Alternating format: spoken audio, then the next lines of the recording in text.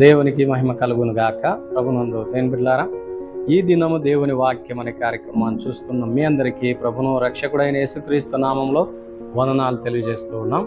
ప్రతిదినం దేవుని వాక్యం మీ ఎద్దుకు వస్తూ ఉండగా మీరు వింటున్నారు. అనేకులు దేవుడు చేసే మేలు పొందుకుంటున్నారు. మంచిది. ఉదయకాలం చూడండి, కీర్తనల గ్రంథం 73వ కీర్తన 25వ వచనం. 73వ కీర్తన 25వ వచనం.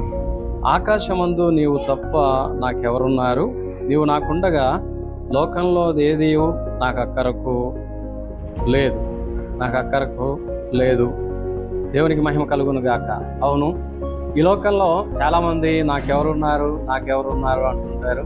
నాకెవరు లేరు, దిక్కులేని వాళ్ళం అంటుంటారు.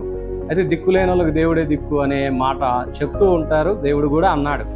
కాబట్టి చూడండి, నువ్వు నాకుండగా లోకంలో ఏది నాకు అక్కరకు లేదు అని దేవుడు వాక్యాన్ని భక్తుడు జ్ఞాపకం చేసుకుంటూ స్తుతిస్తూ ఉన్నాడు. అవును, దేవుడు మనకుండగా మనకి ఏది అవసరం? వీళ్ళారా, దేవుడు ఉన్నప్పుడు సమస్తము సమకూర్చి సమస్తము సహాయం చేసి నడిపిస్తాడు. కాబట్టి అంత కృపగలిగిన దేవుడు. మరి ఉదయకాలమున ఈ మాటలు మీరు వింటూ ఉండగా, మీరే ప్రాంతంలో ఉన్న బెరాక కృపా చర్చ్ యూట్యూబ్ ఛానల్లో ఈ వాక్యం మీకోసం వస్తూ ఉండగా, ఆకాశమందు దేవుడు మనకున్నాడు. ఆయన గొప్ప దేవుడు, అన్నిటినీ సమకూర్చే దేవుడు మనకుండగా మనము దేవుని స్తుతిద్దాం, దేవుని కోసం బ్రతుకుదాం. దేవుని వాక్యం మీ అందరి నిగడలో దీవించును గాక. ప్రార్థనలో ఏకీవించండి.